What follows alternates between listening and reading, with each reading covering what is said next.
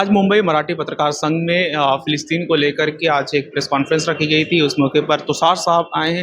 तुषार साहब, यहाँ पर आज क्या कुछ कहा गया? क्या किस मुद्दे पर था? और स्टूडेंट्स इस्लामिक फाउंडेशन ने जो एस आई एफ ने जी, जो सही। एक प्रेस कॉन्फ्रेंस की थी पैलेस्टाइन में जो नरसंहार चल रहा है उसके साथ हमदर्दी जताने के लिए, क्योंकि अभी जो पैलेस्टाइन सॉलिडारिटी वीक चल रहा है उसमें देश भर में और विश्व भर में ऐसे कार्यक्रम किए जा रहे हैं और ये ज़रूरी है कि हम एक इंसानियत के तौर तरीके से ऐसी जगह जहां इंसानों के प्राथमिक अधिकारों को से उनको वंचित रखा जा रहा है और एक सिस्टमैटिक पोग्राम के तहत उनको मारा जा रहा है, उसके खिलाफ हम अपनी आवाज उठाएं। तो वो करने के लिए नागरिक कार्यकर्ताओं के साथ ये एक सम्मेलन किया गया। देखा जाए तो भारत लगातार फ़िलिस्तीन को लेकर के मुद्दा उठाता रहा है। भारत भी वो सपोर्ट करता रहा है, लेकिन कुछ समय से देखा जाता है कि कहीं न कहीं उसका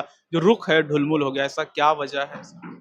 भारत की जो विदेश नीति है वो एक खुदगर्ज विदेश नीति बन गई है और इसके चलते अब जहां हमारा स्वार्थ हो उस तरफ झुकने की एक आदत भारत को पड़ती जा रही है। पहले हमारी जो धरोहर थी उसमें हम मुद्दों के ऊपर संलग्न होते थे और मानव अधिकार और मानव आज़ादी ये दो चीज हमारे लिए सर्वोपरि होते थे और इसलिए विश्व भर में जहां पर भी मानवाधिकार और मानवों की आज़ादी के लिए कोई भी मसला उठा तो भारत ने आज़ादी और अधिकार के पक्ष में अपना रवैया किया था।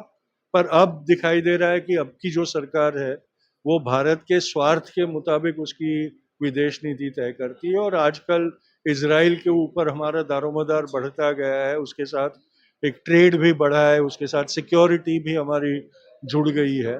तो इसके चलते एक तरीके से हमारी कॉलर इजराइल के हाथ में आ गई है। सर, देखा जाए तो जब भारत के लोग फ़िलिस्तीन को लेकर के कुछ बोलते हैं या प्रोटेस्ट करते हैं, तो कुछ लोग हैं जो कहते हैं कि इन्हें गाज़ा दिखाई देता है, लेकिन बंगाल और बांग्लादेश में क्या कुछ हो रहा है हिंदुओं के साथ, वो नहीं दिखाई देता। ऐसा दोहरा रवैया क्यों? ये यही फितरत के खिलाफ हमको आवाज उठाना है कि हर चीज में वो लोग इल्जाम लगाने की एक जो मन एक आदत पड़ गई है हमारे मीडिया को भी और हमारे पब्लिक को भी, उसके खिलाफ भी ये कहना जरूरी है कि हम जैसे लोग कभी कोई रीजन या धर्म या जेंडर नहीं देखते। जी। हम उस जुर्म को देखते हैं और उस जुर्म के खिलाफ आवाज उठाते हैं।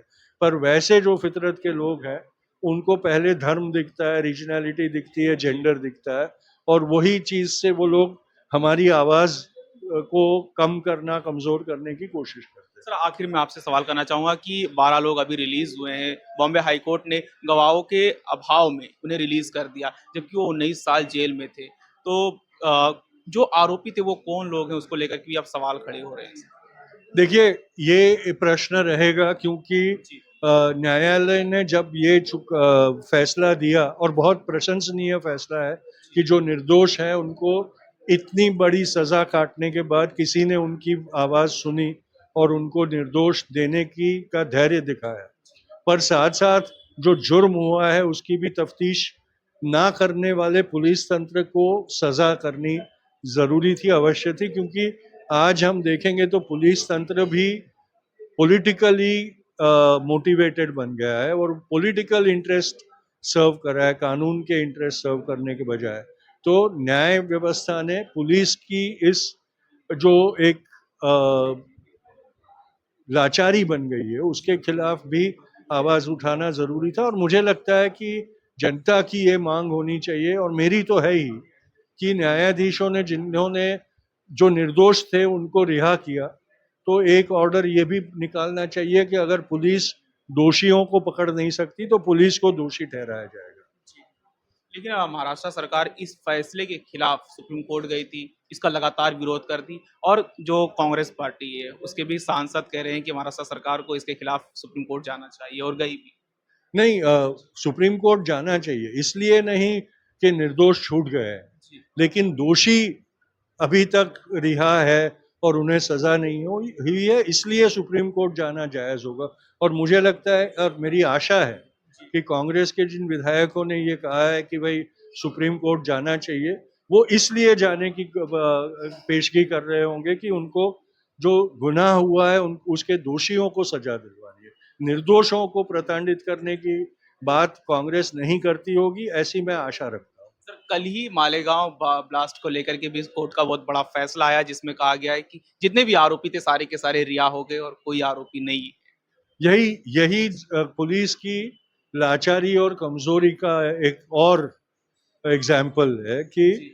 पुलिस तंत्र भी अपनी जो शिनाख्त है, जो इंक्वायरीज है, वो पॉलिटिकली मोटिवेटेड तरीके से कर रहा है। क्योंकि अगर मालेगांव का ही एग्जाम्पल ले तो एक पुलिस विभाग ने इनके खिलाफ सबूत इकट्ठा करके उनको दोषी ठहराया था, और उसके बाद दूसरा एक पुलिस विभाग ऐसा बिठाया गया कि जिसको ये ब्रीफ दी गई हो कि भाई इनको रिहा करना है। तो ये दिख रहा है कि जो करकरे ने किया और उसके बाद रघुवंशी ने जो किया, उसमें पुलिस के रवैये में ही हमको अंतर दिख रहा है।